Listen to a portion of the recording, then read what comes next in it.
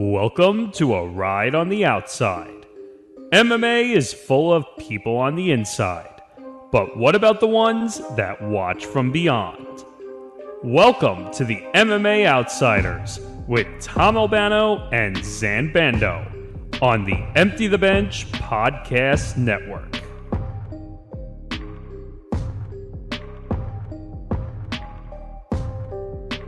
And it's time for another edition of the MMA Outsiders. I'm Tom Albano, that's Zain Bando.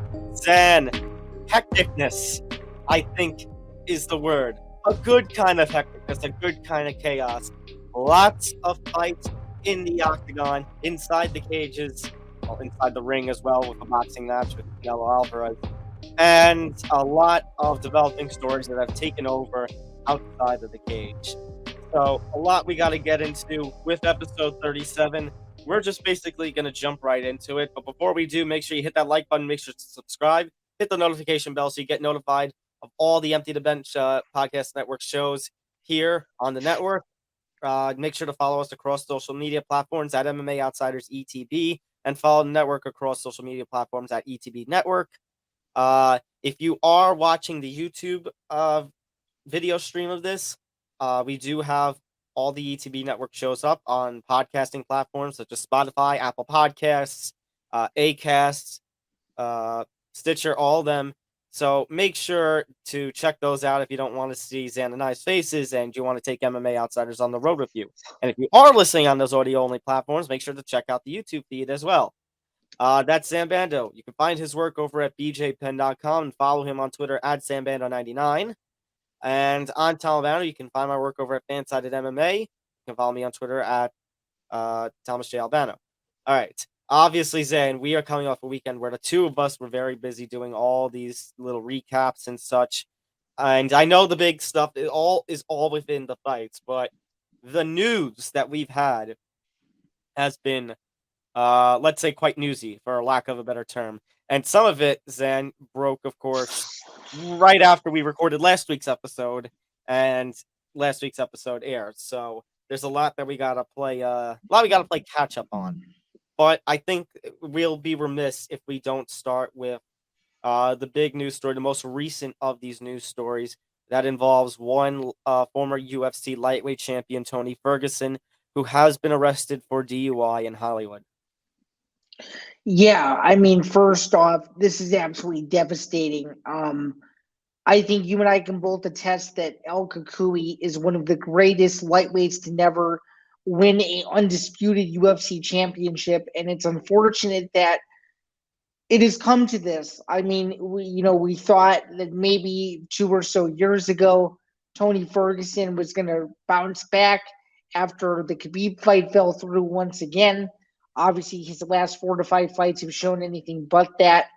And I mean, I think really this is just a bottom of the barrel to where I don't know if it's the people around him or what's going on with him, but this is a bad look for a guy who was once thought to be one of the scariest lightweights in the UFC and a guy that could presumably challenge for an undisputed title, but never got his fair shake, if you will. I just think it's a bad situation all around, and truly, I feel sorry for him and his family that he has to go through this because, with his age and everything, this stuff shouldn't be happening. Hollywood nightclub or not, it's just inexcusable, and other people involved in the incident could have been even more seriously injured. Doesn't seem like anybody else was injured as far as reports are saying, but again, there could be more information to come out about that, but still, I mean, this is just truly just a tragic situation of a guy that was maybe too good for his own ego, and it caught up to him, and it's certainly not a good look. So, for the details, for those who don't know, taking from Brett Okamoto's report, Tony Ferguson was arrested early on Sunday morning in a multi-vehicle crash in Hollywood. He was arrested for suspicion of drunk driving. There have been some videos that have surfaced. There was a pickup truck that had flipped over, collided with multiple parked cars, and I believe at this time it's believed now that that truck does belong to Tony Ferguson. At least that's what the reports have said, allegedly. The crash occurred around 2 a.m. Pacific time in the morning after UFC 288, and reportedly Ferguson refused to take a breathalyzer test. His charge is only a misdemeanor, and there have been no injuries reported, so there is some good in that. But Zan, I mean, you make mention of a guy who, maybe his ego is getting a little bit in his own way, and it's not a good look for him. Zan, this is not the first time that we've seen Tony Ferguson quite the in quite the trouble in the public eye. I think back, Zan, to even before the fight with Khabib fell through and he lost to Gaethje while he was still on the win streak. 2019, when his wife filed a restraining order and said that he had basically was paranoid. He was tearing apart the house. He hadn't slept for days. He was believing, if you remember, he was believing that like a tracking chip had been placed inside him and he was being followed. It was quite the scary scene for at least a month. And I mean, yeah, like you said, this is not a good look, especially Zan, when also you mentioned his age. He is 30, he's 39. He's lost his last five straight. Things ever since that 2019, 2020 just have not been the same for him in the octagon and clearly a little bit outside of it as well. So, I mean, this is one of those things, Zan, where if I for the sake of Tony Ferguson, for the sake of his mental well being, and the sake of just about everybody around him, I think it's time for Tony Ferguson to really take a step back and think about his life. Like not even his octagon career, but just his life. Because now he's got this charge, and how is he gonna face his family to explain this? Like you said, a Hollywood nightclub or not is absolutely inexcusable. Especially when, like you mentioned, that he has been a troubled person for it seems at least for a few years now, and I don't know. This is a tough one. Yeah, it really is. And I mean, you want to talk about a guy where at one point in his MMA career, he was thought to be linked to fighting Conor McGregor and other names like, well, I mean, just other big name fighters that he had competed against, and truly, I think he sort of did this to himself. I think he took too many fights where he probably thought he could have won and he didn't. And not only that, he underperformed in at least three out of those five losses, from what I can recall. And I mean, I just feel like he I think his legacy will be that he had a meteoric rise, and it's really going to be what could he have been post 2020, and this is just another cycle of Tony Ferguson again thinking that he's better than everybody else and that he's too in for his own good, and it's unfortunate, and I think he's going to have to look at himself and say, what am I doing with myself? Should I be doing this anymore? Am I subjecting myself to more damage than what I thought I could sustain? And that's what I think his big issue is he doesn't know when to say I'm done. And Uh, we and, have and I personally think I know this was before we started doing this weekly show, but I thought even 2 years ago that he should have been probably done. And I was gonna say that what I'm gonna say might sound like a hot take, considering the performance that he and Diaz, the scrappy kind of performance they put on back in September. But you have to also remember something. That's Nate Diaz. Nate Diaz at this point in his career is a money and star fighter. Like he's not going after the championships at this point. So the Ferguson Diaz fight, I don't know, maybe I'm wrong to say, was a little spectacle-ish. And you look at that fight, and you look at, like you said before that, three of those other four losses, he looked absolutely pathetic. It was absolutely dominant. And you combine that with all these problems. I was going to say this as a hot take, but I guess if you agree with me, that I think you say the what could have been, and we have seen not just MMA fighters but athletes that they have this quick rise up, and then suddenly something hits, and then everything is a what could have been. And I said this actually on, I forget if it was Empty the Bench or the predecessor Unspoken podcast a few years ago, where we were talking about Josh Gordon in the NFL, and he had just been suspended again for drug usage. And I said, honestly, there comes a point, and hopefully you agree with me, Zan, that the what could have been is a lot safer than trying again and again. And at this point, I would rather Tony Ferguson be a story of what could have been. I think it's time for him to be done.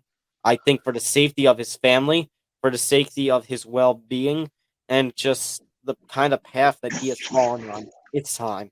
It And might even be past time. and also, and I know you didn't touch on this, but I'm going to because I just thought of it. And it's also for the safety of the lightweight division. I mean, think about it.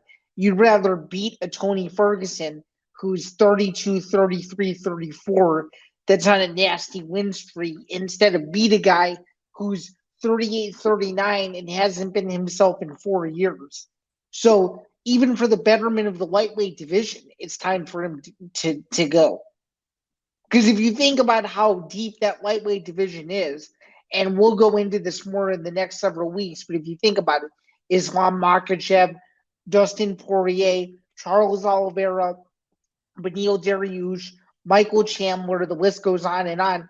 Those guys are nasty individuals that are still fighting at the top of the sport. Tony Ferguson, as I've already alluded to and omitted off that list, is simply not one of those guys anymore, which further proves the point that, yeah, for the safety and betterment of the lightweight division, just on that fact alone, DUI or not, he should probably be done. Yeah, and I think just this kind of case kind of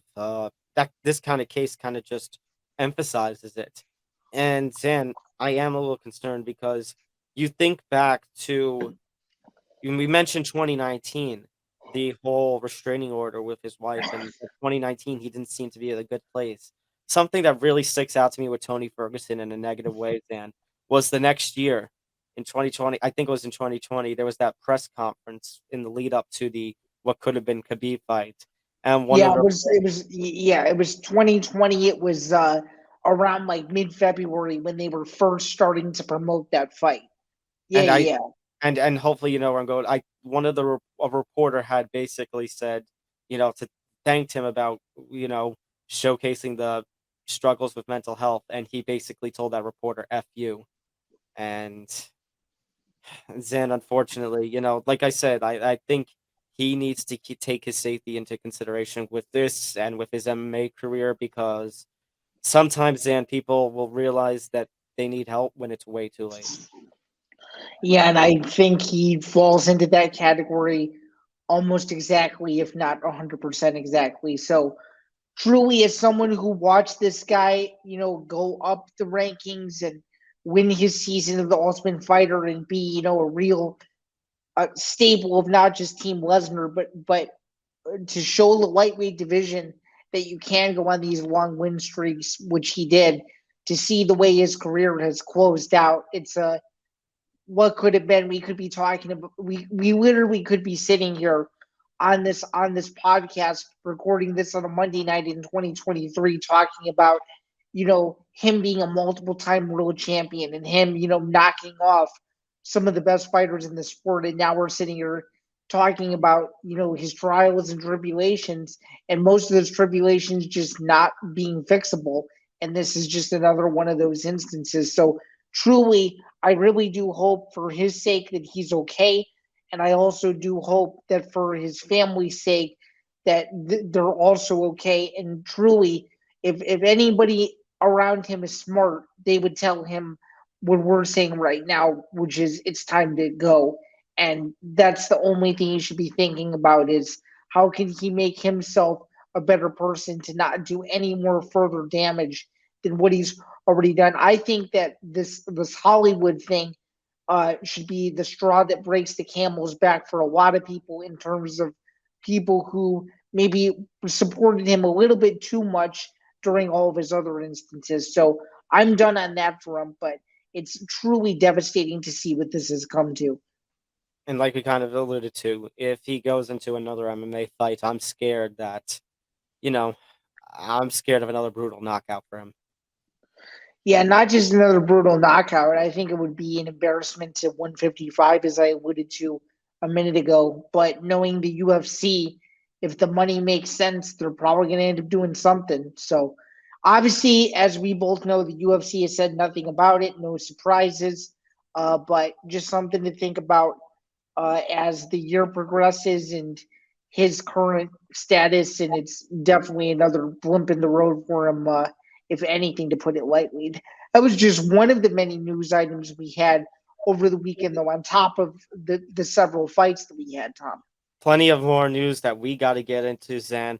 And I do want to take a little bit of a break to talk about the Francis Ngannou situation. So, Zan, the week has come and gone, and no new promotion announced any sort of Francis Ngannou signing.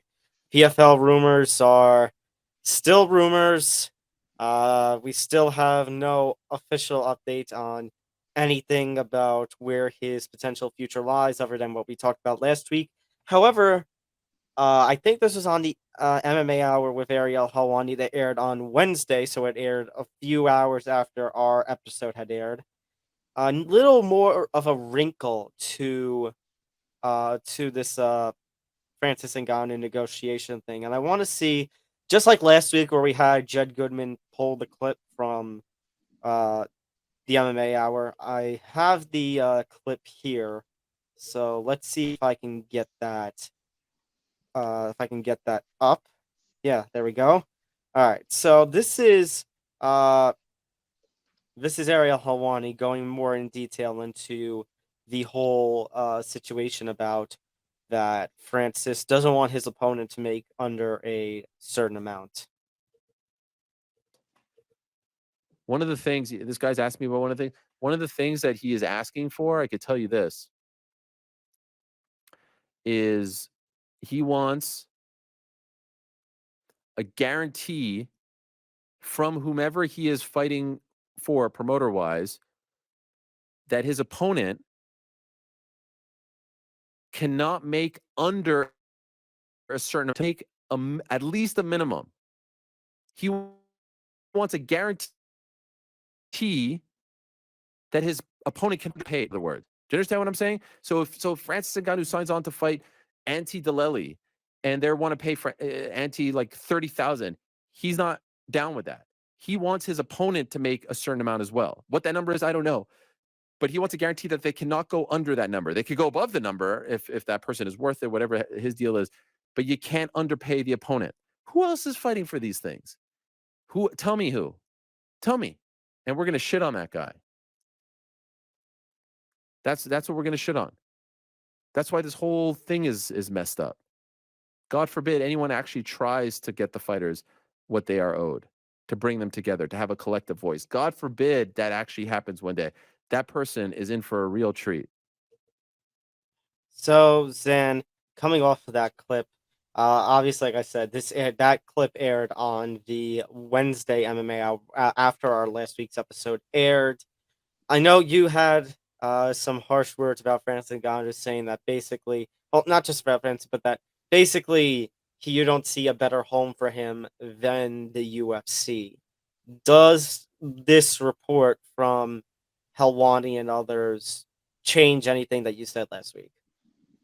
No, it doesn't. I think we're still back in the same discussion that we were in a week ago, regardless of what dollar amount Francis Ngannou's opponents want, which is great. More power to him. He's now going to be able to have the leverage to do that. But again, the issue that comes in, and the issue that I don't think Ariel was really touching on, more so, I don't know if it's because he doesn't want to or what his deal is. And don't get me wrong, I like him. I'm glad that he's able to give us these nuggets. But it's like, Ariel, who is Francis Ngannou realistically going to fight if it's not someone within the UFC at his same level? Who is he? Who's he going to fight? I mean, is the guy that he mentioned in the clip even? Is he even a mainstream star? Like I didn't know who that was until he even brought him up. I had to look him up to see who he was. I didn't know who he was.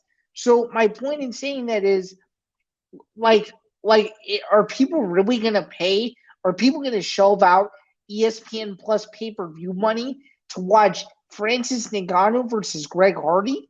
Like, Oh is God. like is that really what this has come to? Like, I don't understand.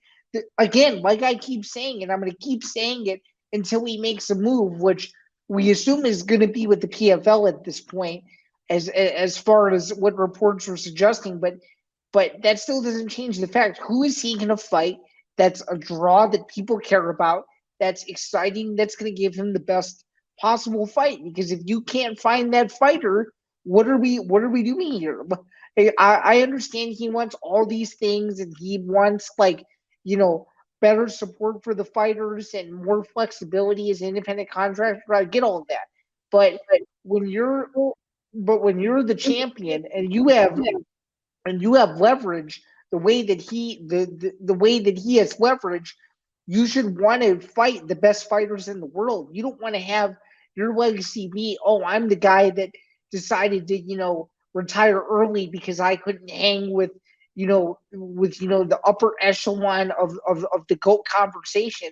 That's exactly what he's doing here. He's putting himself in a corner to where if he doesn't make a move soon, people are going to forget about him because he simply hasn't fought in a year and a half. And I think Jesse on Fire, who's one of the best independent YouTubers in the MMA space, has been covering this issue extensively. He nailed it on the head. He literally said Francis Ngannou fumbled the bag, and he did it in the worst possible way because he didn't present himself as someone who, as far as his analysis and his own knowledge of the situation is concerned, he also believes that he didn't leverage himself and put himself out there to give himself the best opportunity, to get himself the best contract, to get himself the best possible opponents. And we're back in a situation where we still don't know what's going on with them. And the Tyson Fury fight looks like it's dead. A Deontay Wilder fight looks like it's completely off the table. And now they're going to look at potentially fighting in PFL super fight division, which I mentioned last week isn't even really established. What do you have, Jake Paul and Kayla Harrison? Well, I don't understand how this is a worthy investment for a guy who was presumably the baddest man on the planet and the former UFC heavyweight champion. To me, it just doesn't make sense. It's like he's playing with fire, but he doesn't know how to use it in a proper sense. He hasn't chopped the wood yet. He's only in the beginning stages of this whole thing, and I don't think he realizes that. And I think Francis Ngannou can hang with some of the best in the the heavyweight scene. Yeah, We I'm have not. seen it. Yeah, hang on.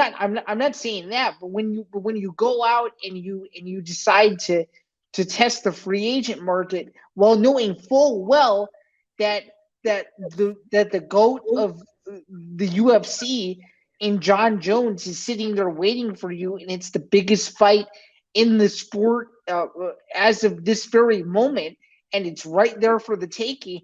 And we're going to get into more of this later, but when he's literally saying that he will retire unless you come back, that tells you that someone believes that you are a big star and you can make two to tango. Like, I don't understand that. I used to be on the side that he was doing the right thing, but now that he's holding out and he's asking for some of these unrealistic demands, I just don't know. I really don't. Saying, hang on, because if you're referencing the Chatri thing, I think Chatri's being a liar. Like we said, and we established that already. That Chatri probably got out ahead of the news story about the break off with the one championship talks before the news could get out. No, I just mean overall, this entire holdout. What I think, Dan, what I think to me seems unrealistic. What I think this is that he is putting up a valiant fight, and it is a great cause, but it is a cause that is bigger than him. This is something that we have talked about 10, 15 years with this sport. I'd say at the very minimum since the Fox deal, maybe, that with the UFC and Fox, that basically you have all these fighters who are kind of getting underpaid. And you consider everything that a fighter goes through with all the different, all the things that they owe, that the ultimate pay for fighters towards the end of the year, it kind of stinks. And especially stinks when you lose. And we have the UFC making these practices where they will, sign a bunch of guys, like, let's say, Contender Series and Ultimate Fighter. They'll fight the 4 or 5 fights, and then they'll completely move on to other people. That it's very rare for somebody to have, like a Francis Ngannou and such now, or Jon Jones, or any big star. And I think, Stan, maybe this is me talking out of my ass, but I think, Zan, I think part of this is also the UFC realizing what's happened with Conor McGregor, because I've said on the show, I'll say it again, Conor McGregor is bigger than the UFC. Like it or not, love him or not, he is. And the UFC and Dana are basically at the point where they cannot let that happen again.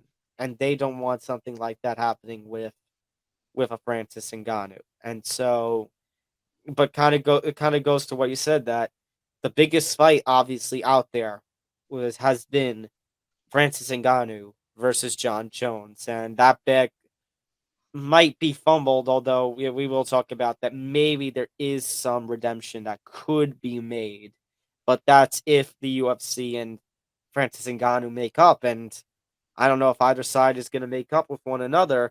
Combined with the fact, Sam, that you know the PFL signed Jake Paul. The PFL has made the free agent signings. How much, like a question, how much money is the PFL going to throw at Francis Ngannou? Yeah, and it leads me back to my other question. Tom, realistically, who can Francis Ngannou fight in the PFL that would be a worthy challenger? That's my biggest question, because if they can find someone to give him a real fight, good for them. It'll do well. But if they can't, I feel like they're simply wasting an investment. I mean, like you said, kind of replied, it's a big positive for the PFL if the reports are true and that Francis Ngannou does sign with them. However, I mean, there is still the risk because, like you said, the super fight division, still needs to be established. But it's a bigger risk for Francis Ngannou because who's going to be your opponent? How much money are you going to make and your opponent's going to make? And Zan, the PFL is crazy. We have seen crazy upsets throughout that promotion over the years that it's been the PFL. What happens if Francis Ngannou loses one of these fights? Yeah, especially if it's against a guy who has even half the experience that Francis does. It's all very interesting. Like what happens if he loses to a Fabricio Verdum, or if Antonio Carlos Jr. moves up to heavyweight and he loses to him? I mean, man, if Verdum beat Ngannou in a hypothetical, I think it would be the biggest upset in almost 15 years. Would it not? I mean, it would have to be the biggest upset since Verdum did the same to Fedor. I was gonna say, well, who's to say? I mean, who's to say he can't do it again? True, but it depends on what Verdum shows up. That's either an order. That's a fight that I would actually be interested in watching. All the other ones, I'm not sure. I'm not sure about. But nonetheless, this is still a very much a developing story.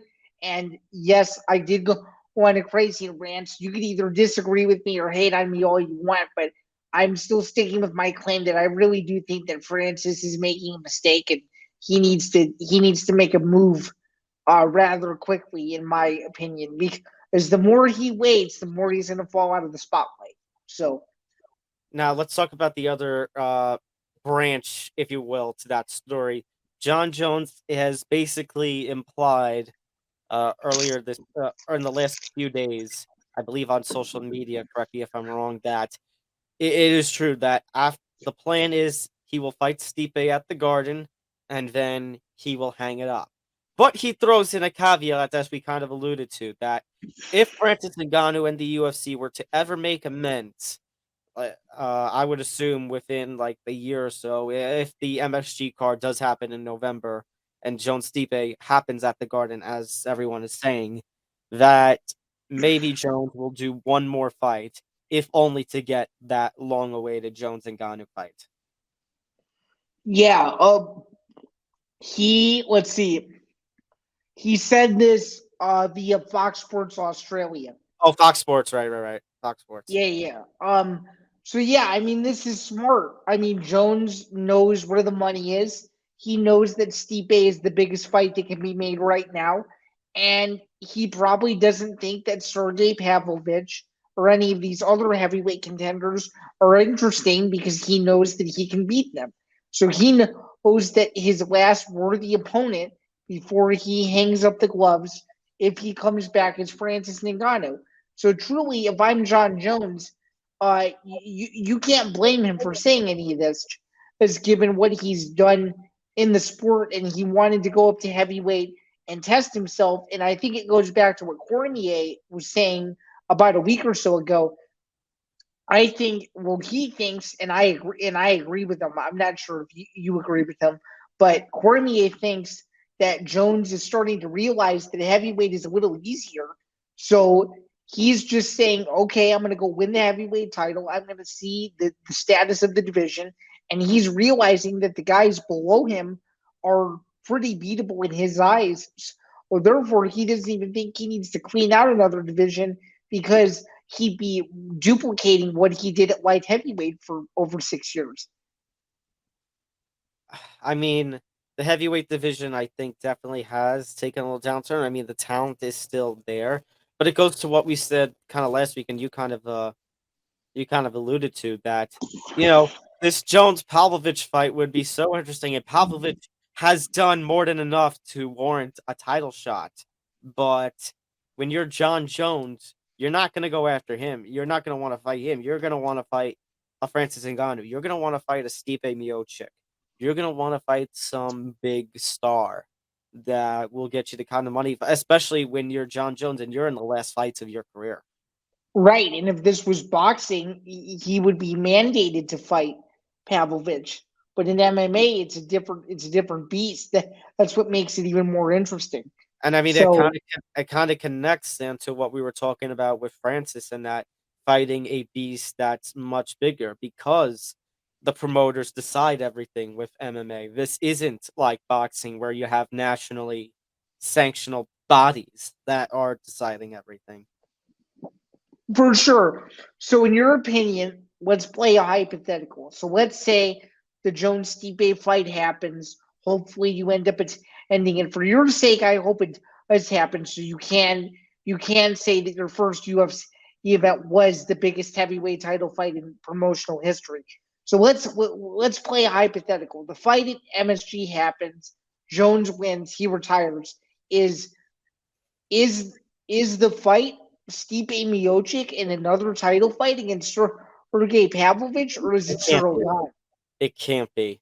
Like it kind of stinks that it might have to be either Stipe or Cyril Gane, but I mean, it just cannot be, Stipe Miocic after he waits out 2.5 years for another title shot. And I talked about that. He did all this waiting out. We thought he was crazy, and because of the Francis situation, he comes out a winner with all the waiting out. But yeah, and now he's gonna get the heavyweight title fight. So if he wins, he's definitely the biggest winner in this whole saga.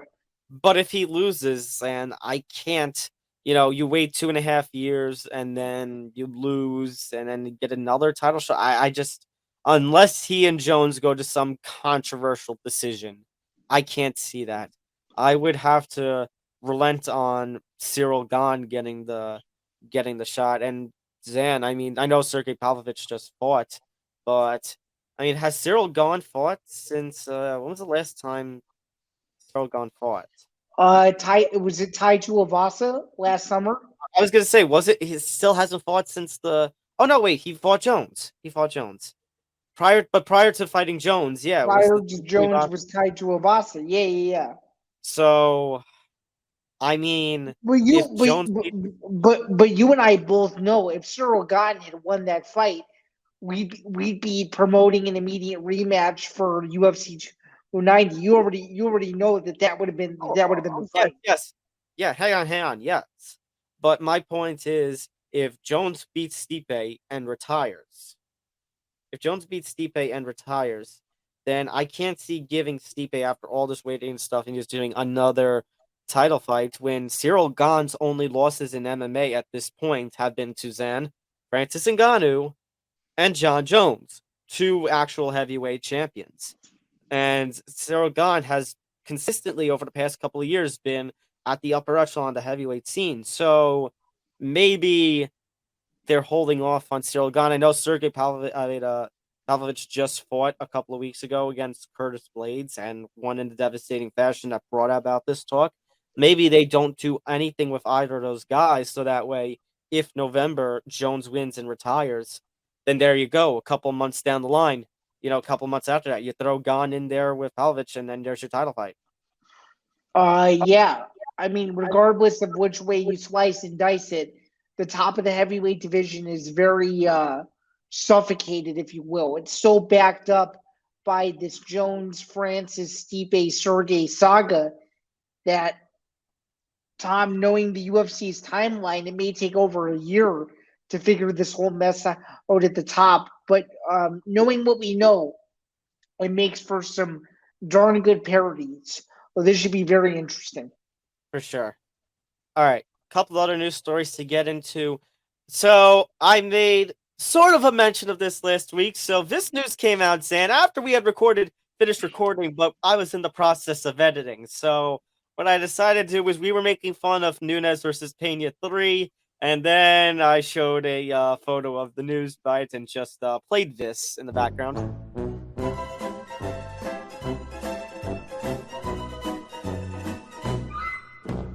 So in a bit of an update to correct our previously recorded selves from last week, Julianna Pena is out. The UFC has officially confirmed this. They confirmed it, obviously, on social media last week, and they confirmed it on air officially at 288 this past Saturday.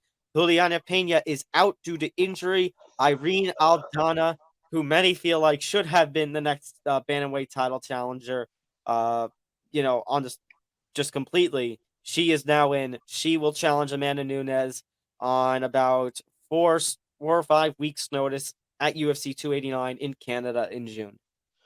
Yeah, nonetheless, though, you and I can probably assume that Aldana has been training for this fight a lot longer than the 5 weeks that she will have to prepare. I mean, if you think about it, even though she is taking this fight on 5 weeks' notice, we kind of assumed that one way or another this fight was going to happen, and now it is playing out as we thought. We just didn't know Pena was going to get injured, and we hope she's okay and that she heals up. I believe it was her shoulder that she dislocated, which is a complete bummer. But nonetheless, I mean, this is the fight, right? I mean, obviously, UFC 289 is not the most star-studded card, but Aldana is next in line, and she's worked very good over the last year. And I mean, this would be an outstanding win if they were able to somehow beat Amanda Nunes. And stylistically, I think she matches up very well. I think she's going to give Nunes some problems that maybe she hasn't seen yet, especially with her kickboxing. But I just think Nunes is overall the better fighter. I think she gets it done either in 4 or she wins a 5-round decision. Nonetheless, this will be a competitive fight compared to Nunes' previous opponents, where we kind of got to that cycle where she was fighting kind of the same style over and over and over again. Aldana, I think, is going to give her some problems that maybe she hasn't seen. I think Aldana will put up a good fight, but as of right now, I don't see anything that might trouble Nunes completely. I could see very well, Zain, this sort of one-sided. I could see a unanimous decision. I could see it being 49-46 or something like that on the scorecards at the end of it. Yeah, 49-46 or 50-45 sounds accurate, which leads me to my next question. Whoever wins this fight is going to fight Pena next. Will they not? I mean, that seems to make the most sense to me. What do you think? No, I don't want Nunes Pena 3. No, it doesn't make sense.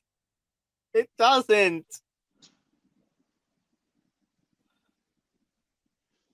I don't know what's more mind-numbing. If we have Nunes versus Pena 3 again after Nunes defeats Aldana, or Zan, the fact that because Irene Aldana is now taking this fight, the new main event of the May 20th UFC at the Apex is going to be Mackenzie Dern versus Angela Hill. No disrespect to either of them.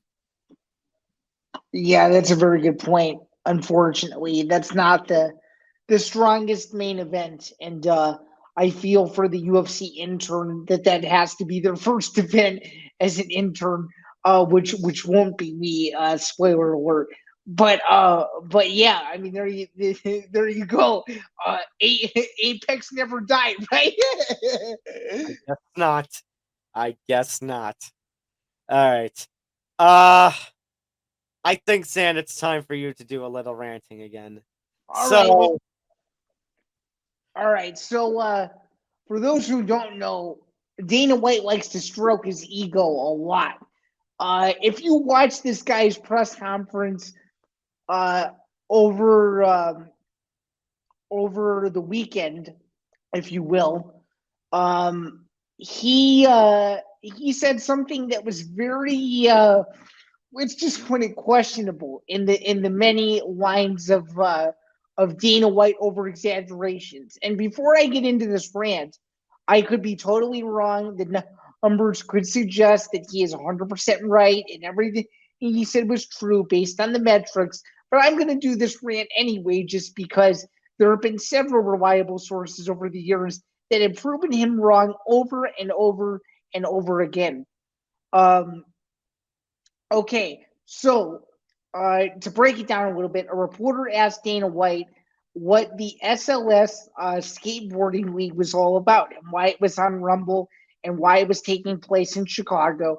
And Dana went on to kind of basically say that he's in a bunch of other business ventures with Lorenzo Fertitta, his old business partner in his Zuffa days.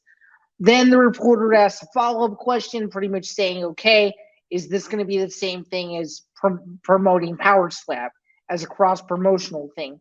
And Dana goes into this big thing about not only is Power Slap successful, he describes it as awesome, and then goes into this really bold statement that the deal that he just signed for Rumble is bigger than the deal that they signed with Spike TV for the Ultimate Fighter postseason 1. That I believe. Then he goes and says something completely outlandish, which is that Power Slap beats every major American professional sport on social media. Let me say that again. Every major American professional sport. That's pretty large. Here's the quote. Dana White claims Power Slap's social media metrics are, quote, #1 in all of sports.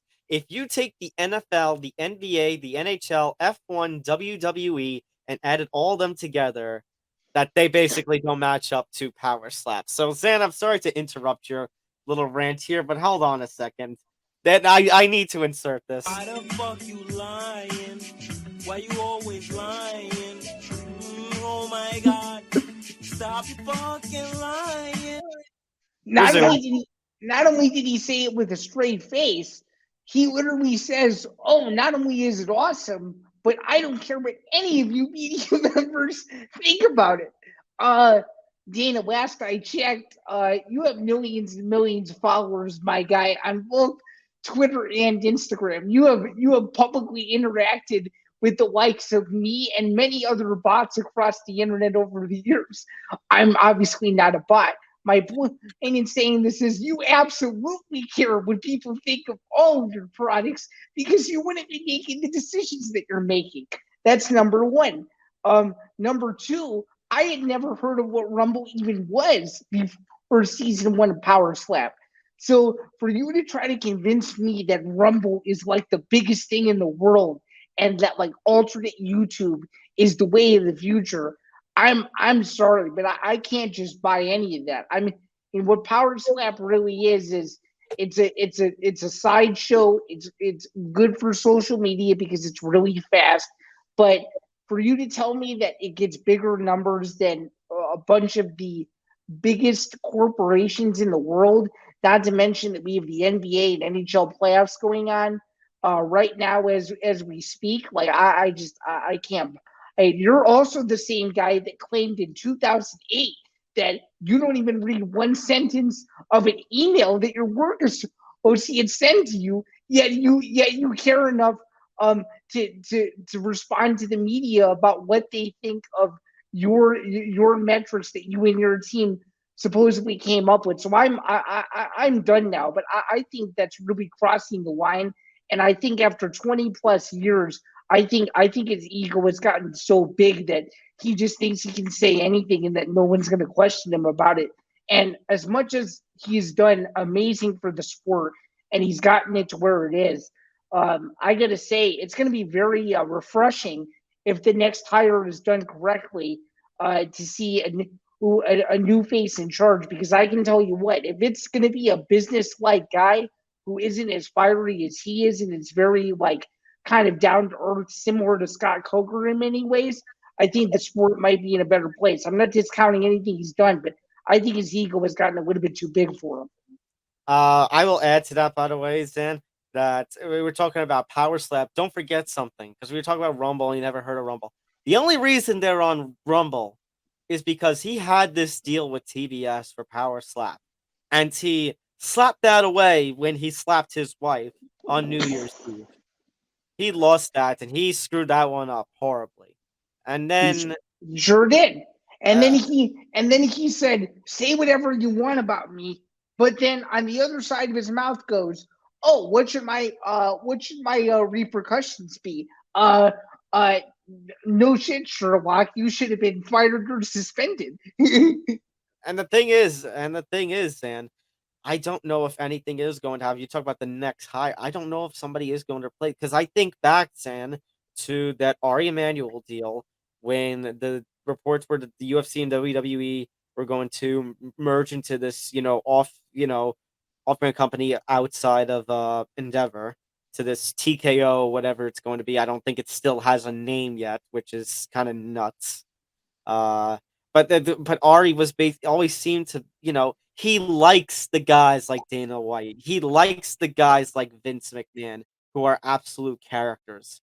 So, I mean, I kind of look, I get what you mean, that if you have another level-headed guy like a Scott Coker in charge of the UFC, or maybe or like a Ray Sefo, who we see over in the PFL, that if we have somebody like that in the UFC realm, that there can be something better, but I don't think that's ever going to happen. Yeah, I mean, I'm not even saying better. I just mean like, come on, man. Like we get it. We understand you're probably bigger than most of your own fighters, but you can slow your roll a little bit. I mean, Power Slap is cool in your opinion, but it's not. It just isn't on the same level of any of those four. But if you haven't, Tom, can you roll the clip really quick, because as he was saying this, I couldn't believe it. The deal that I just cut for Slap is bigger than the UFC deal we cut with Spike TV after the first season of The Ultimate Fighter. I don't give a shit what the media says about it. They don't matter. So money-wise, it's working out, is what you're saying, basically. It's unbelievable. Not only is it unbelievable money-wise, it's been unbelievable as far as social media goes. We're number one in all of sports. And when I say all of sports, if you take the NFL, the NBA, the NHL, F1, WWE, and who am I forgetting, and added them all together, their numbers don't compare to Slap's. Yeah. Yeah. It seems a little doubtful. Yeah, you can doubt it all you want. I mean, I was covering for the finale of it, and I saw the numbers on Rumble, and there were people watching, but there were people watching. It did 3.2 million viewers, and 1.7 million of them had never been to Rumble before. Well, I was one of those, that's for sure. Thank you. I appreciate it.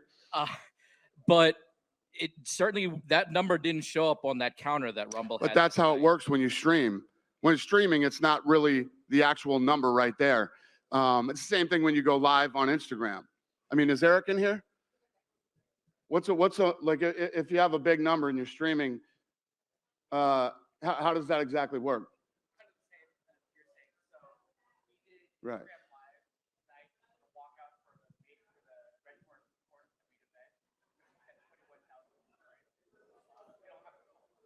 Yeah.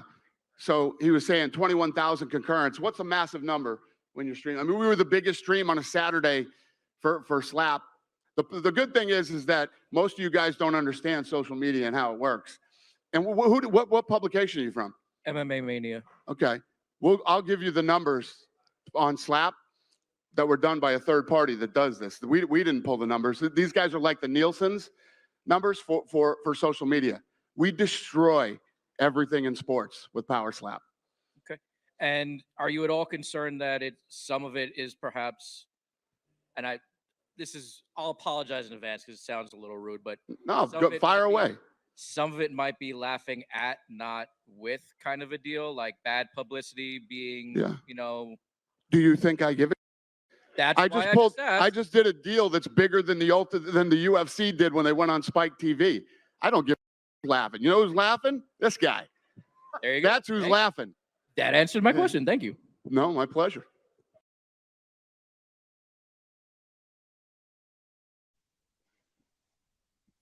So Tom, had you watched that clip yet? And if you hadn't, what are your thoughts on that exchange with the MMA Mania reporter, who I actually don't know who that is, but credit to him for pushing him on that, because if I was in that chair, I don't think I would have believed it myself.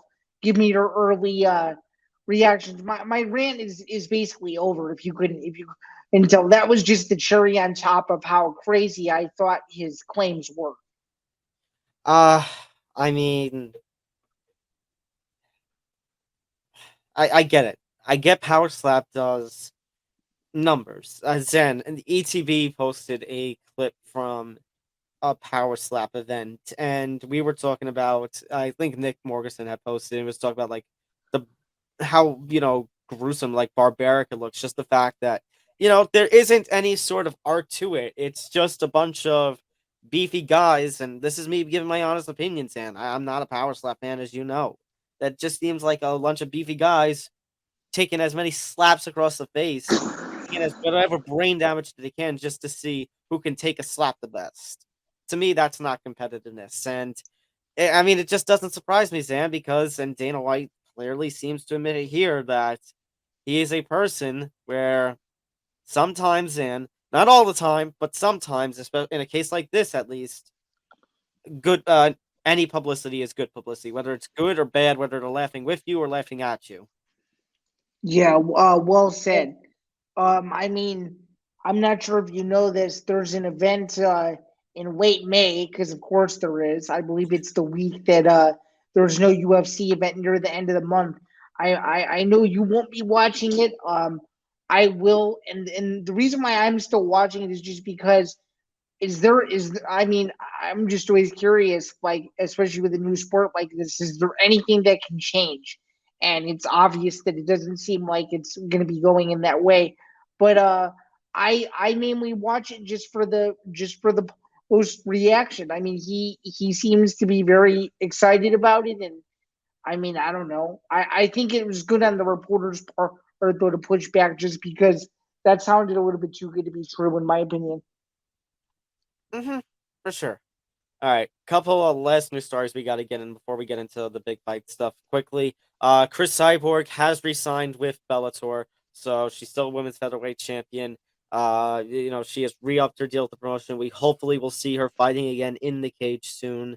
I'd say kind of needed on both ends. I mean, maybe more so for Bellator, but Cris Cyborg has done it all in this sport.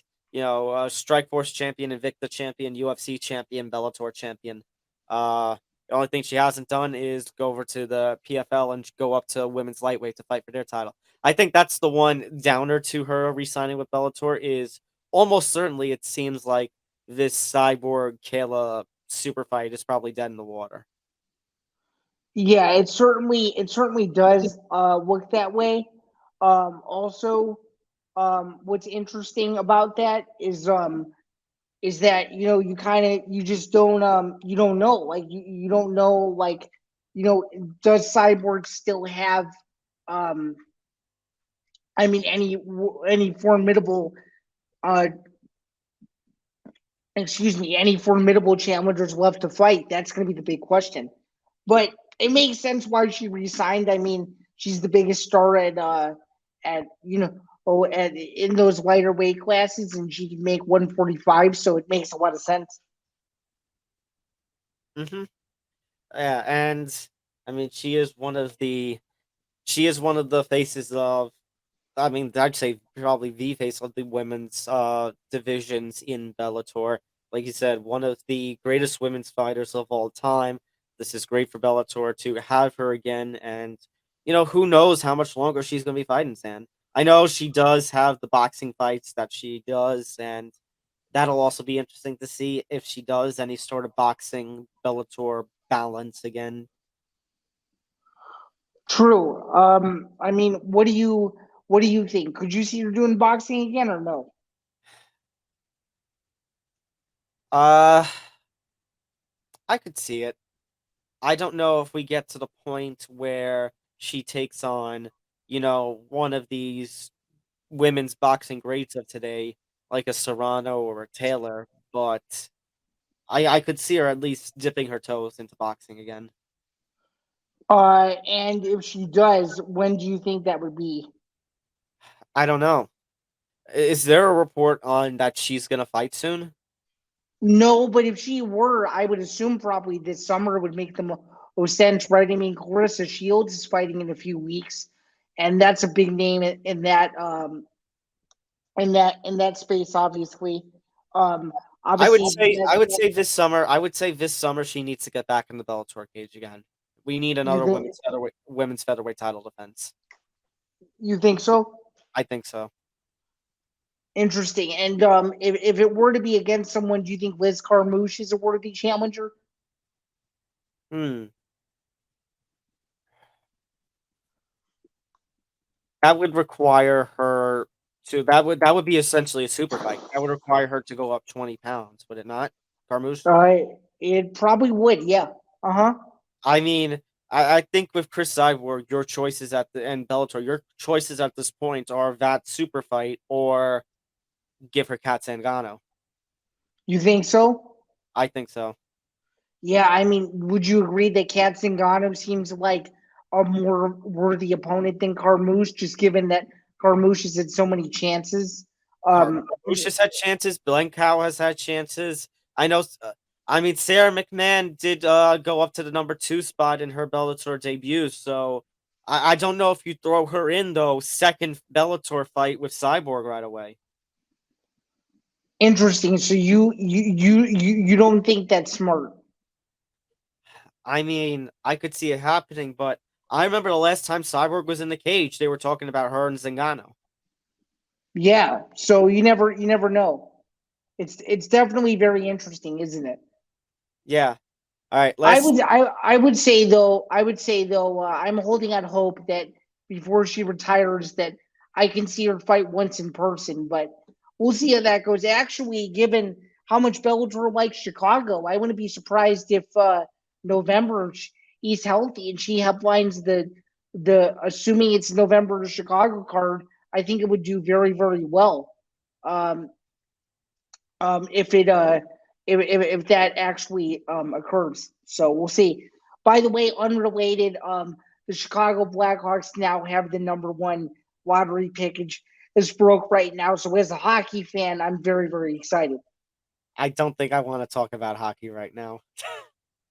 I understand for obvious reasons, but I just had to mention that it just broke as we speak. They will have the number 1 pick in this year's NHL draft. It's gigantic news for any hockey fans listening out there. The Chicago Blackhawks have the number 1 pick. So there you go. Now we can transition into the fight recaps. Okay, well, actually, one more thing we got to talk about. So, Zan, I was very tempted to do a boxing gets in its own way because Tyson Fury's promoters were saying that Tyson Fury versus Zhilei Zhang now was looking like the next potential WBC title fight and was looking at July. However, Zan, about an hour before we started recording, Joyce, wait a minute, that's Joyce's music, and it interfered, and he holds up a contract and says rematch clause. So maybe not. Well, hey, I mean, it wouldn't be another episode of the MMA Outsiders without something dumb happening in boxing, right? Okay, you know what? I'll do it anyway. There you There go. we go. There we go. Here we go again. And I get it. I know Zhang had the upset over Joyce, but Sam, be honest with me. Would you want to pay $50, $60, $70 to watch Tyson Fury versus Zhilei Zhang? I'd rather be there. I'd rather be there. I mean, Seriously. if I'm gonna watch it, I'd rather have my credential and sit ringside for that instead of subject myself to watch it at 3 p.m. on a on a Saturday in front of a television screen. Yeah, for So sure.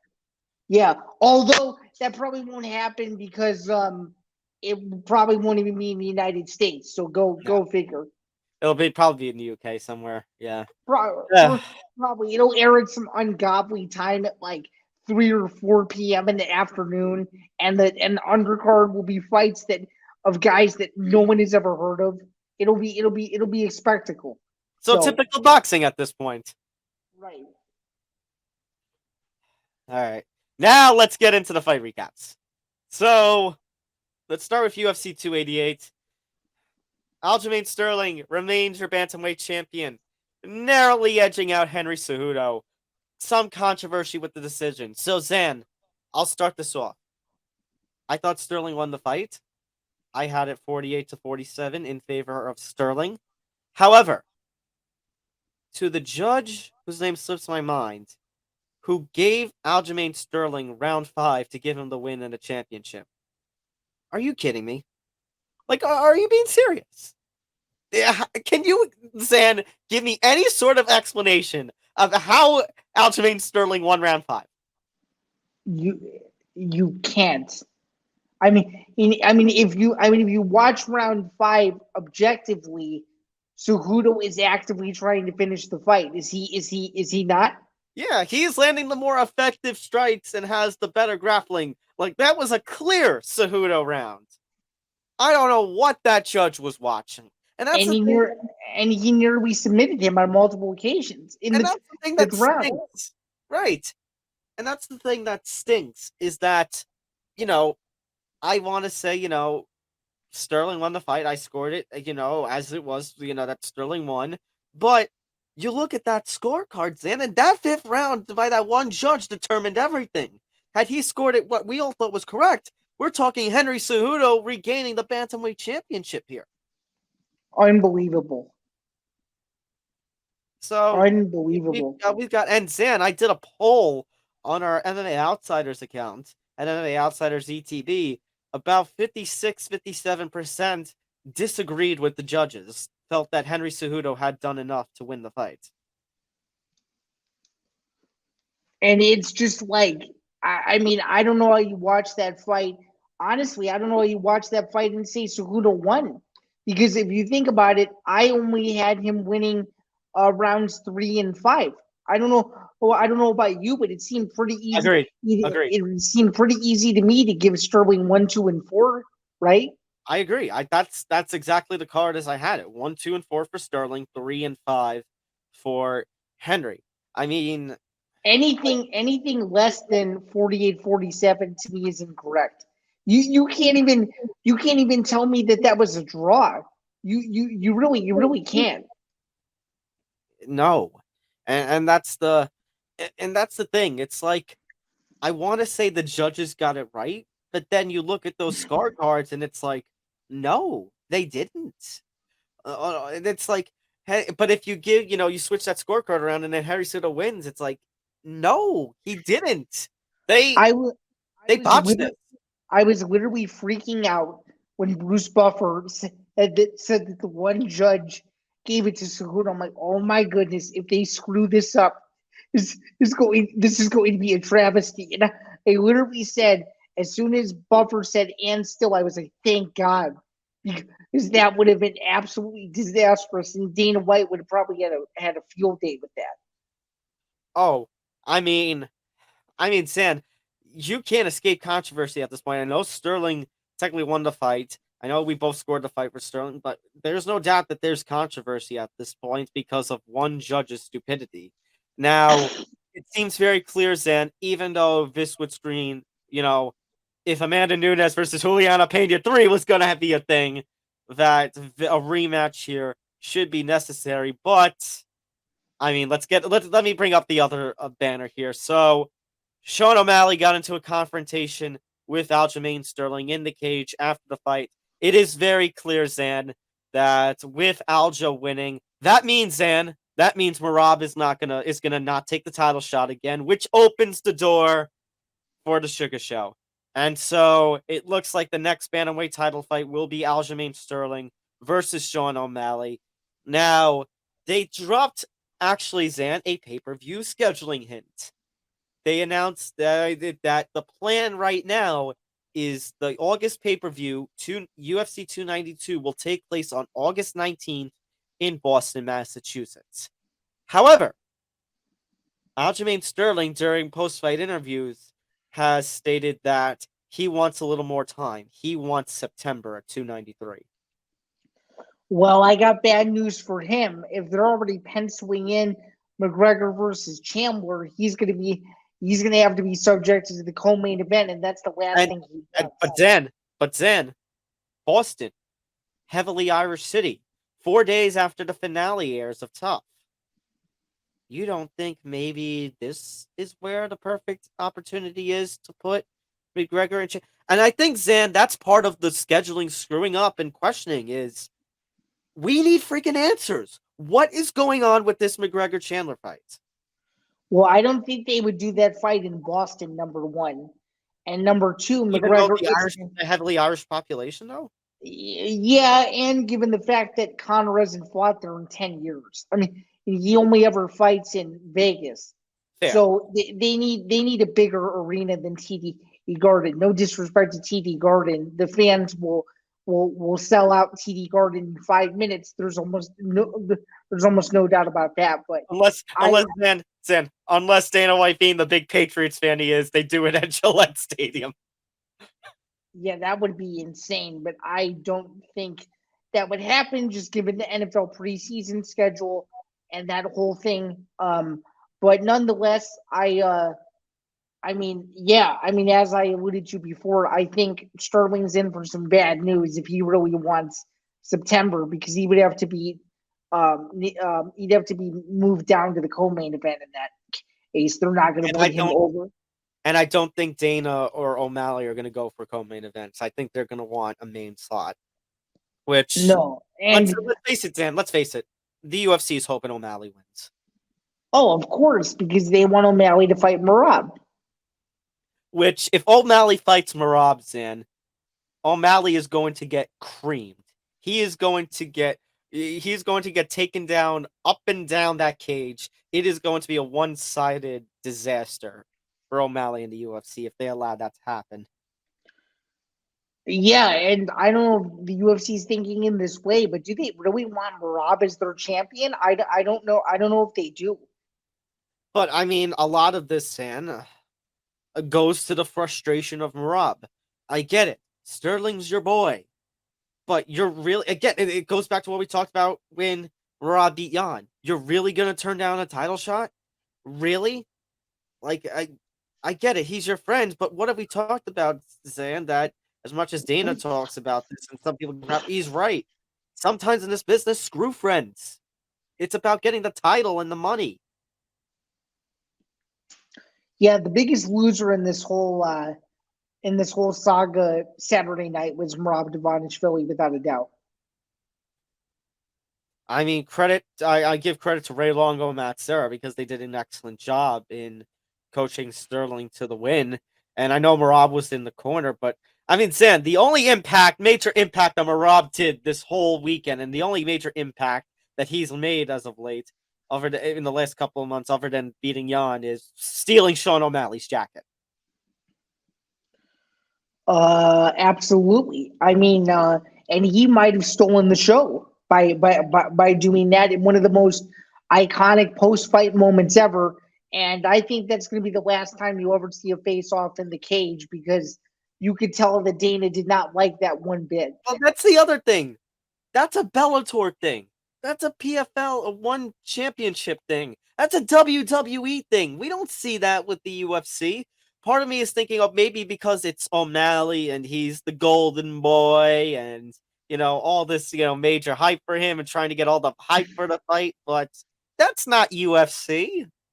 No, but that did make for some hilarious TV though, didn't it? It did. So I guess we're getting Aljamain Sterling versus Sean O'Malley August 19th in Boston. So like we said, I guess that means September 293 is McGregor Chandler in Vegas. So this is my prediction. It's going to be UFC 290, obviously Volkanovski versus Rodriguez. You have 291 with Edwards and Covington, we assume.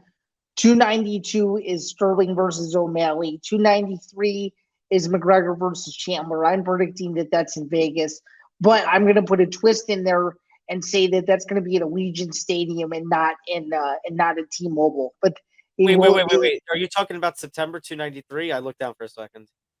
Yes, correct. Ooh.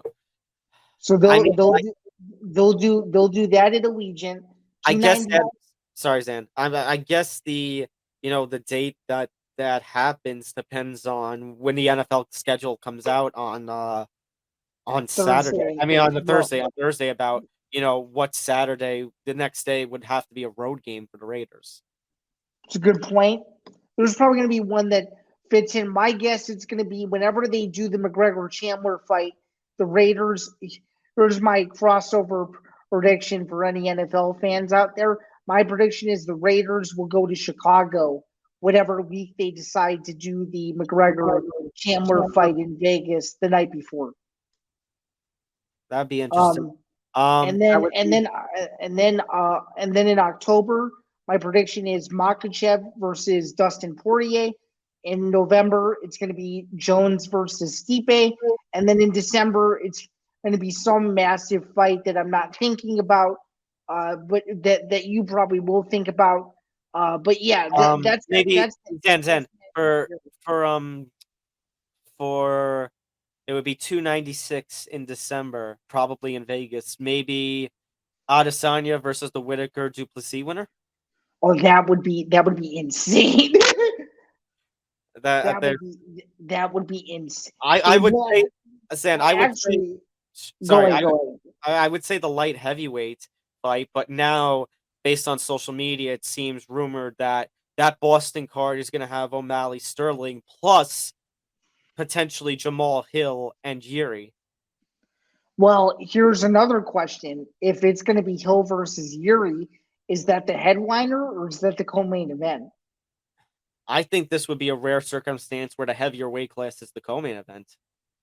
Yeah, I think so too. I really do.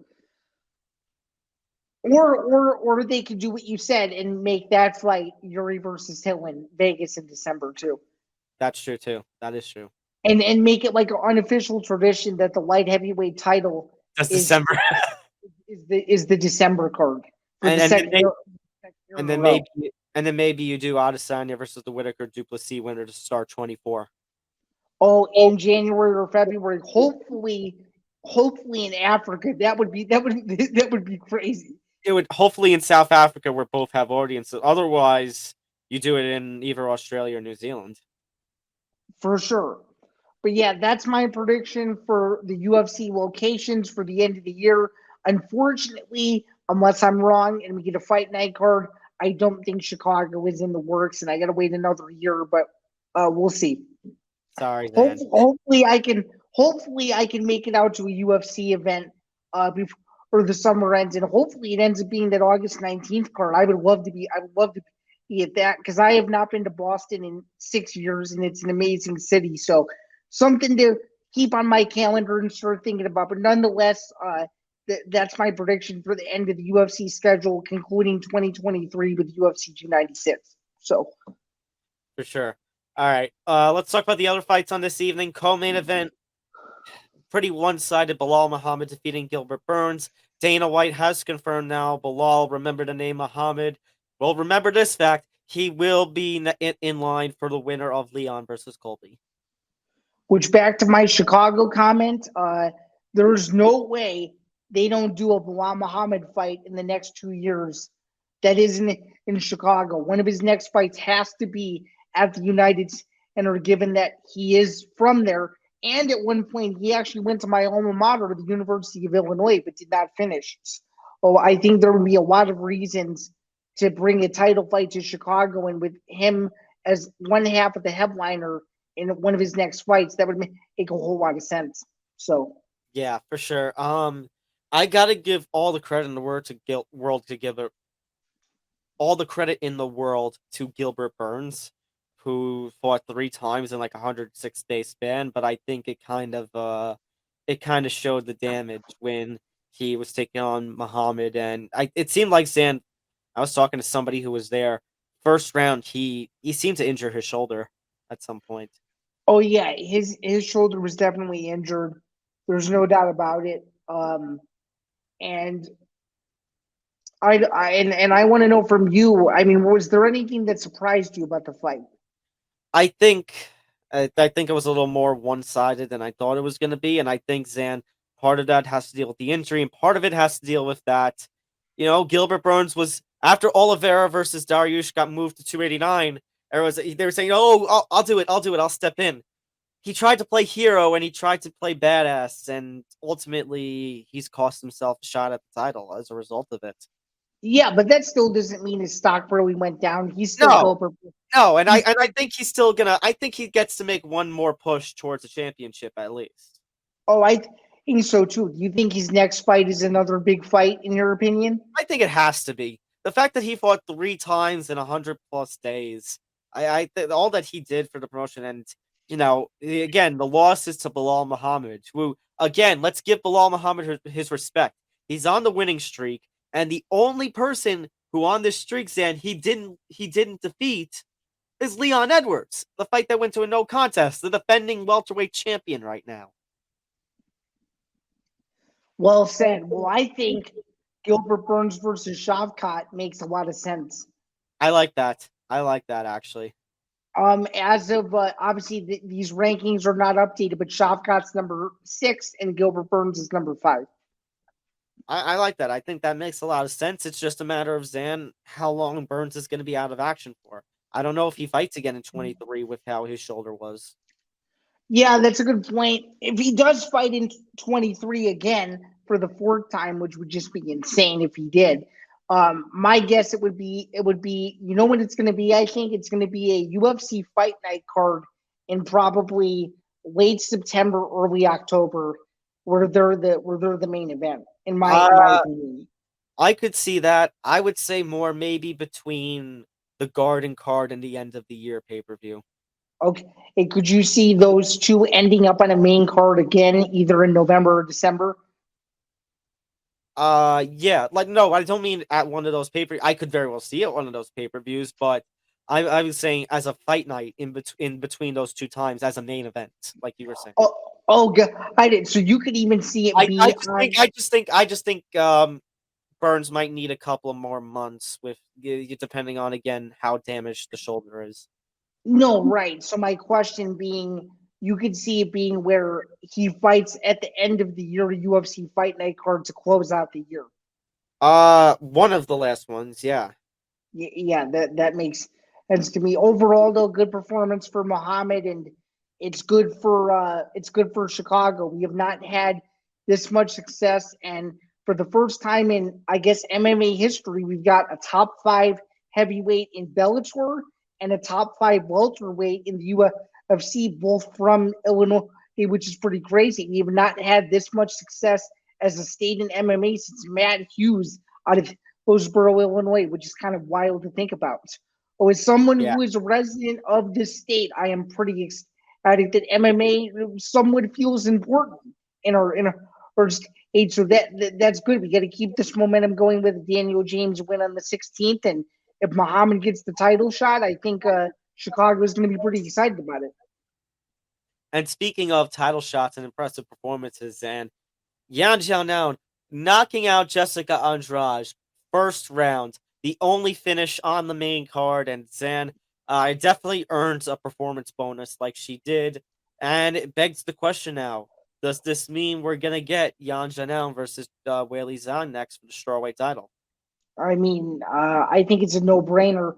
And Dana hinted that they're already working to see when they would come back to China. That would be a massive fight for that market if they could do it over there. I think it would be the biggest women's fight in the history of that country if that fight gets done overseas. And I think it makes a lot of sense. I mean, those two women are fighters that are going to go for broke. It's going to be guns blazing. Both of them are going to try to knock each other out.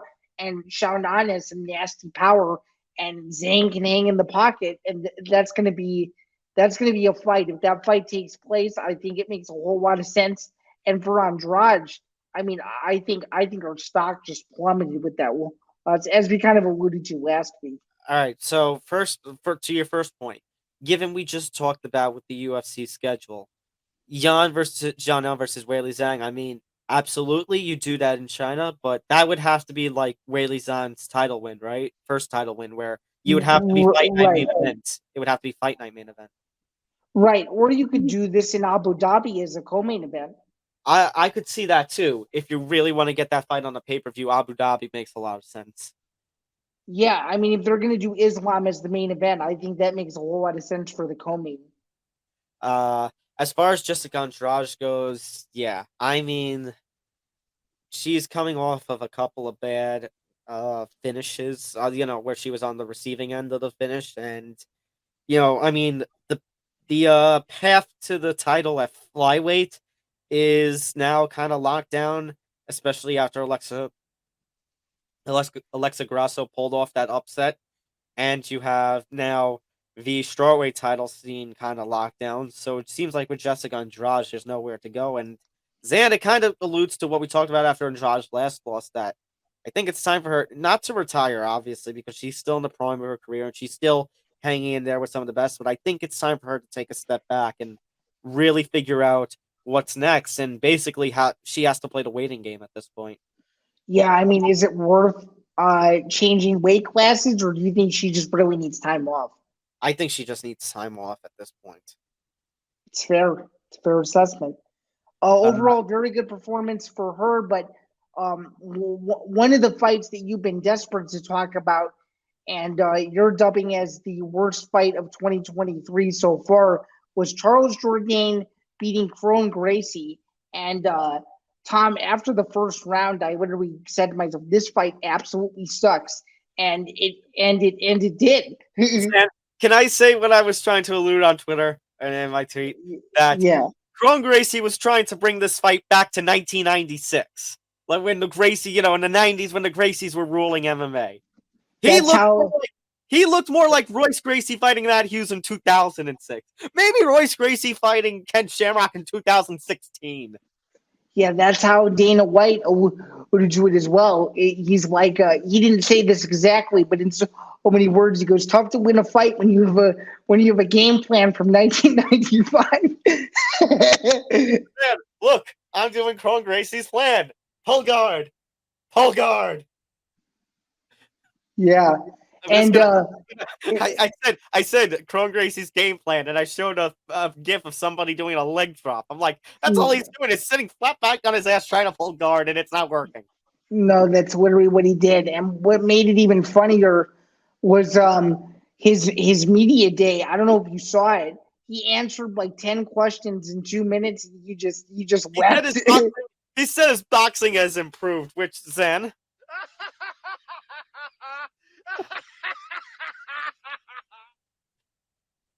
Really? Yeah. And he was saying a lot of non-fight related things, which made me very skeptical about how he was going to look on Saturday. And that should not have been a pay-per-view opener. You know what should have been the pay-per-view opener was the Matt Frevola fight. Yep. I mean, Kron Gracie, this sounds very harsh to say, but I'm sorry, he should not be in the UFC. I don't know if he should be in mixed martial arts at this point, if that's going to be the kind of performances he puts in. I would agree with that. And what's even I feel funnier bad. I actually feel bad for Charles Jourdain because he's an absolutely entertaining fighter, and he got stuck in that. True. I mean, what's even funnier is one of the questions that was presented was, it's the 30-year anniversary of the UFC. How do you feel about fighting during this year? And he goes, I don't care. I don't care. And it's like, what? You don't care? Well, clearly, Zain, he hasn't been doing much in the 4-year layoff that he's had. No, he really hasn't. So, whatevs. But you know who did put on a valiant effort, Zain? I gotta give all the credit in the world to Diego Lopez. I mean, he lost the fight by unanimous decision, clearly, but he gets Movsar Evloev, the former M1 global champion, in like 3 or 4 submissions that were actually pretty close during this fight. Yeah, they were close for sure. And that would have been sorry, but this is Diego Lopez also taking this fight on days' notice after Bryce Mitchell was forced out. And it was his UFC debut, so you got to give him all the credit in the world. Absolutely. Diego Lopez definitely won some fans on this night, and I hope the UFC treats him well and gives him a good fight for his next fight. Yeah, very similar to the Chris Moutinho situation after he lost to Sean O'Malley. Yep. Yeah, for sure. Notable prelim performances. Zain, we already mentioned one. Matt Frivola, absolutely phenomenal win. Calls out Paddy Pimblett after the fight as well. Oh yeah, that would be interesting if those two fought. Another fight that was crazy was Kennedy and Jeziku versus Devin Clark, was absolutely fireworks. What did you think about that fight? That was kind of a fun fight. I didn't know which way that one was gonna go, and it was a back and forth showing, but you knew it was gonna end in some sort of finish. And credit in the world that Kennedy got the guillotine choke. Yeah. I also want to shout out from the early prelims, Ikram Aliskerov. I mean, blasted Phil House into the Shadow Realm. I can't believe he didn't get a performance bonus. Yeah, for sure. I mean, those early prelims were rock solid, and congrats on starting 3-0. I didn't do as well to start the night, but as you guys know, I went 6-6. It was much better than my 3-8 performance a week ago. So, Tom, I gotta say, overall, in terms of a grade, I gotta give UFC 288 a B+. I'm gonna be a little harsher. I'm gonna go somewhere either B or B-. I think you can't. Oh, come on! Are you serious? Well, let's be clear. Out of all the UFC pay-per-views of the year, this one was the worst so far. Okay, yeah, I agree with that. This one kind of stunk. I mean, between the Cejudo controversy, between that horrendous Charles Jourdain Gracie performance, I would even say, Zain, we're going to go after the judges, also the Chaos Williams win. How is it that you give Chaos Williams 2 29-28s, but he loses the third scorecard 30-27? Yeah, those judges didn't know what they were watching, in my opinion. So I'm gonna go with a B, only because I mean there was an oomph, to some of the previous pay-per-views that just wasn't there with this one. Now, granted, we started the year off hot, Zain, with several big fights and big pay-per-views. Obviously, there's gonna be a misstep every now and again.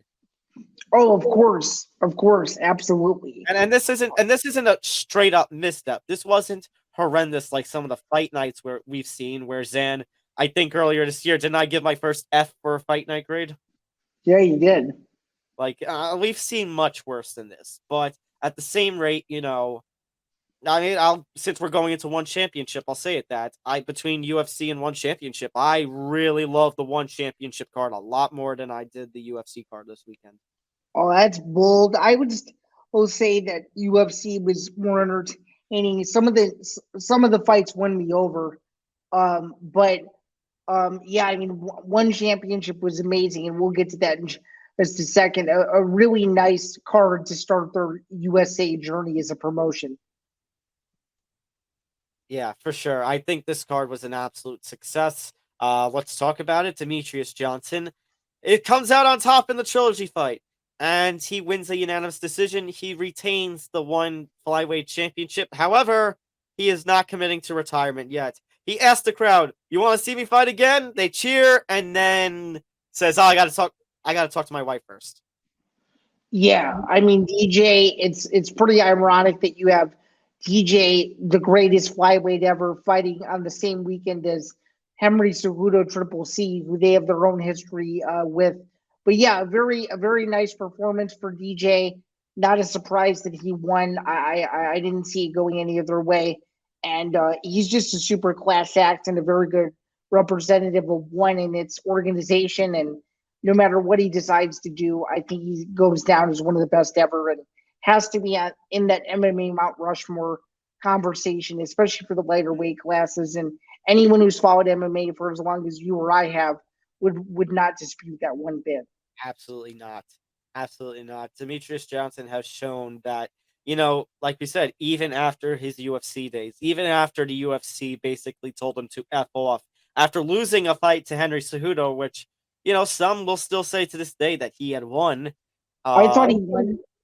Yeah, and that's the thing. Like, he goes off to one championship, gets sent off there, and look, he dominates the flyweight scene other than the one loss to Adriano Moraes, which isn't technically a really terrible loss.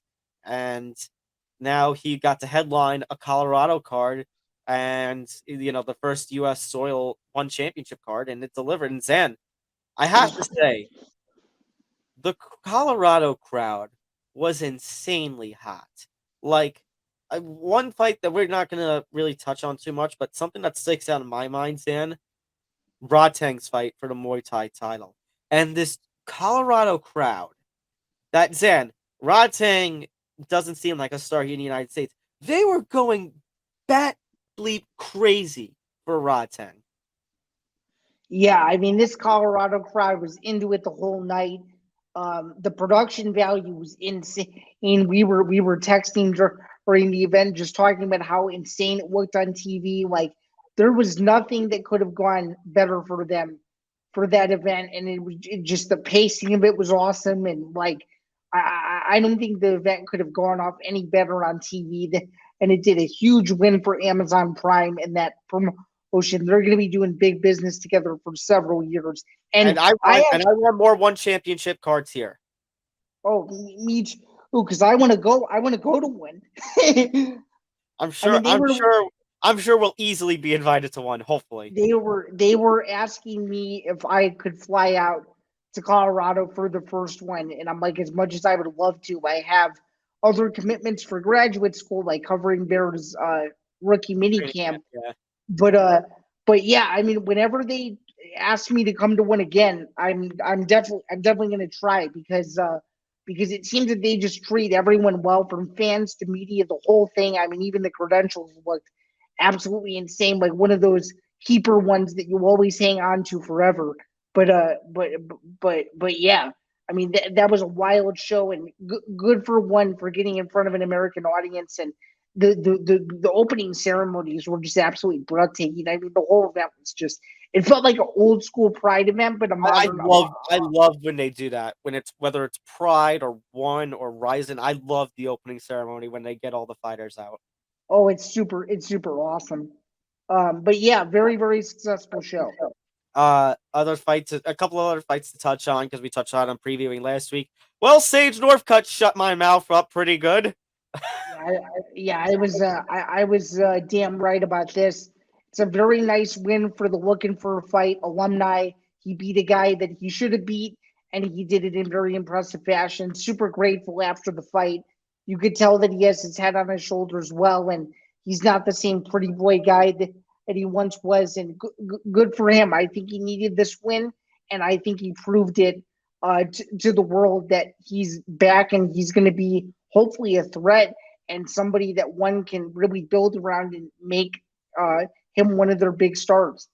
That's probably their goal. Especially now that they're here in America, and hopefully, Zain, I mean, more American athletic commissions approve their rule sets like Colorado did, so we can get one kind of all around the country.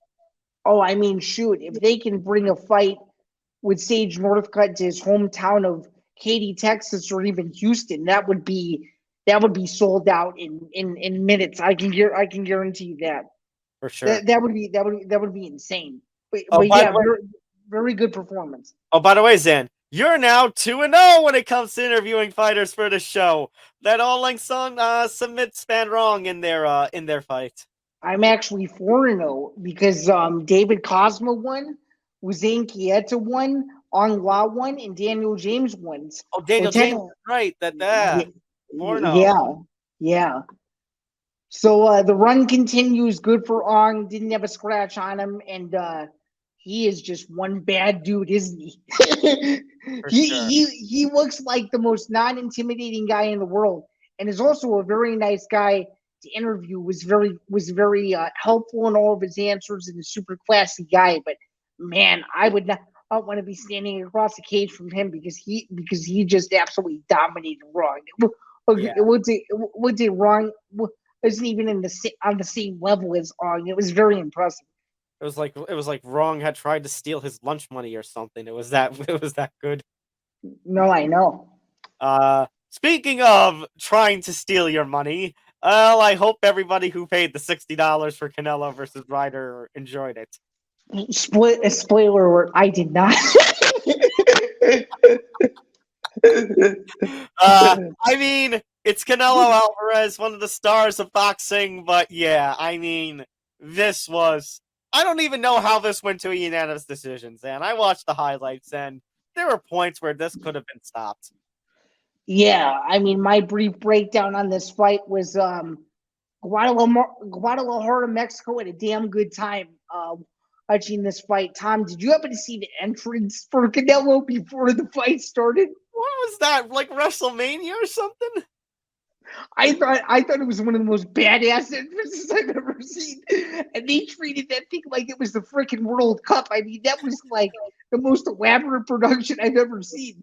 But the fight certainly was not World Cup quality. I mean, John Ryder has a tough chin, but Canelo's Canelo, and he did his thing, and he probably could have won the fight in the 7th, 8th, 9th, 10th, 11th, and 12th, and he just didn't do it. But nonetheless, though, Canelo is one win away from 60 wins. Tom, just briefly, do you think Dimitri Bivol makes the most sense for him to try to get his light heavyweight title back? What do you think? I mean, it's probably yeah at this point, because I don't know who else you fight at super middleweight or at middleweight for that matter that can match up with Canelo at this point. Very, very well said. Congratulations to Canelo. But for briefly for DAZN, another catastrophe a little bit. I mean, Again, what did I say last week? That they were nuts for putting this kind of fight with this kind of price tag just a couple of weeks after Tank versus Garcia, which, by the way, all credit to them, was a great success. But then they're going to throw this, sandwich, Zan. I didn't even mention this last week, but I mentioned on social media. Sandwich between that fight and ESPN Plus in a couple of weeks is going to have Devin Haney versus Vasily Lomachenko for the undisputed lightweight title. Yeah, I mean, I think DAZN really dropped the ball. I mean, and when you look at the fight side by side, would you agree that even though ESPN Plus's calendar is not fleshed out yet, that they'll probably end up having the better fights overall for the year over DAZN? I'm sure. Now credit. It was Cinco de Mayo weekend. Canelo always fights on Cinco de Mayo weekends. My point is that given the boxing schedule with those pay-per-views and the kind of success that you just had with Tank Davis and Ryan Garcia, this fight should not have been a pay-per-view. This should have been for DAZN subscribers to watch. Well, it was, unless you were in the United States and Canada. So just because we're in North America means that we have to pay for it. Yeah, unfortunately. But for all the DAZN Global subscribers, they got it for free.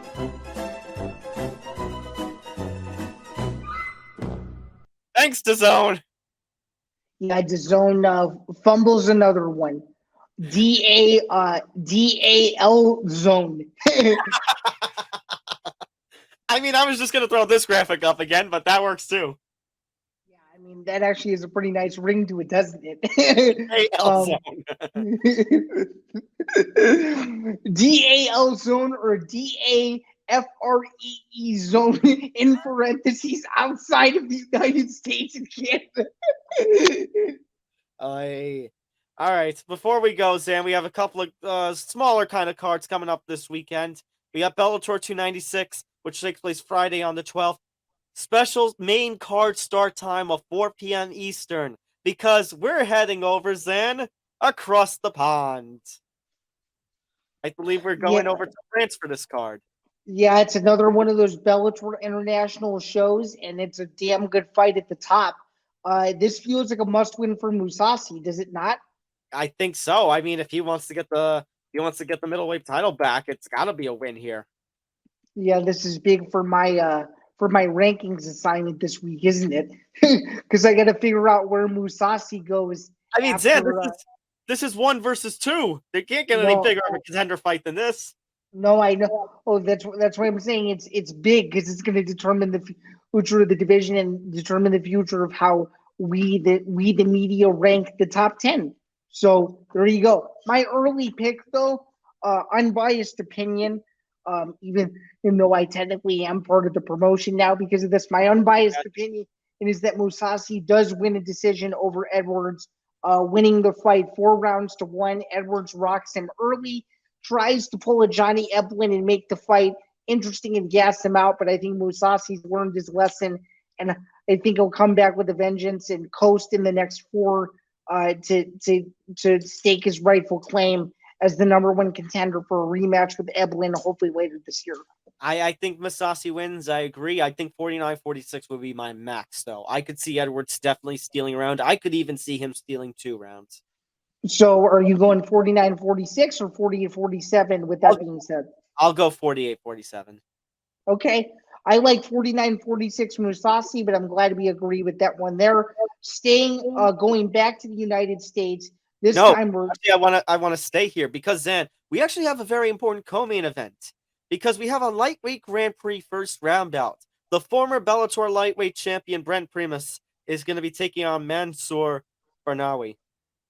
And I know you're high on Mansour. Does he have any sort of a chance in this one, or do you think Primus's wrestling is going to be too much? I think I'm going to lean to Mansour. Let the madness happen, please. You know what? I like it. We'll stick with the same theme. I got Mansour finishing Primus before the final bell, probably via TKO. I have Mansour TKO the round 3.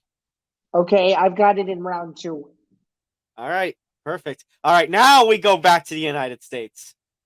Yeah, so we're back in the United States, this time with a heavyweight main event. Jairzinho Rozenstruik, a familiar name to many of the hardcores, fighting Jolton Almeida out of Brazil. Tom, any predictions for this fight? We have a special start time of 3 p.m. Eastern on ABC. Yeah, this is an ABC card, so I mean, not the strongest card, but I'm glad it's on ABC. I'm glad they get the little prime time, and networks positioning, which we'll probably see a little more of with the summer months coming up here. Here's my prediction, Zan. Someone's going night-night. That's my prediction. Yeah, I think so. I think someone's going to sleep, and I actually like Almeida in this spot. I think he gets the biggest win of his career. I think he finishes Rozenstruik, and I think he's going to be a problem at heavyweight over the next 2 years if he can get this win. And I think if Rozenstruik loses, his stock totally plummets given the way the heavyweight division is slowly but surely shaping up to be. And honestly, if Almeida can win this fight and maybe another one, you could see him fight Sergey down the line, and I don't think I'd be opposed to seeing that, and probably neither would you. Neither would I. However, I think Rozenstruik is a little more experienced. He's fought, some of the bigger guys. I think it might be a little too much for Almeida. Give me Rozenstruik taking it in either round 2 or 3. Fair, and I could even see this going the distance too if one of these guys gets. Yeah, that's the other thing that was. Sorry, Zan. That's the other thing that was going in my mind is that we've seen Rozenstruik, hold guys against the cage and stuff. Like it could be one of those fights. I'm saying someone's going to sleep when watch it be. It's just an absolute bore fest. It could very well be. Well, that's all the time we have for this week. Sorry, Zan. Go ahead. I do have one more fight I'd want to talk about. Let's talk about the main event: Anthony Smith and Johnny Walker. Of course, we can't forget this when we have Paradigm's finest taking on Anthony Smith. It should be a very interesting fight, a very important fight in a light heavyweight division that has a lot of question marks with the top of it. And two guys, well, one of them who was a light heavyweight title challenger, and another who is still finding his footing and has not been the same over the last 3 years. So I mean, Zen, could you say this is must win for both of these guys? yeah, I'd say more must win for Anthony Smith I because agree. obviously I think MMA experience plays a factor. He's fought a little bit too long. Johnny Walker just can't afford to get knocked out again. And so I think someone's getting finished in this fight for sure. If you want one bet from me this week, this fight is not going the distance. Yeah, this fight doesn't go the distance. And Zen, I would say Johnny Walker, this might be a little bit of a guess kind of pick, but I think Smith's taken a little too much damage over the course of his recent career. I'd say round 1 or 2, Walker gets it done. Yeah, I like Walker in the second. So we're split on the main and co-main event, but we both think the same, that it'll be over before the judges are needed or not needed in this case. That again is all the time we have for this week. This has been another episode of the MMA Outsiders. Again, I'm Zan, and that is Tom to my left. You can find my work over at bjpen.com. I am a staff writer there.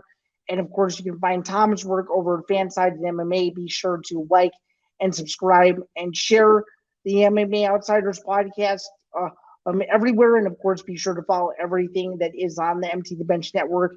And be sure to subscribe to all the podcasts on the Empty the Bench Network across YouTube and all of the audio-only platforms, like Tom mentioned, Spotify, Apple Podcasts, Stitcher, what have you, wherever you get your podcasts.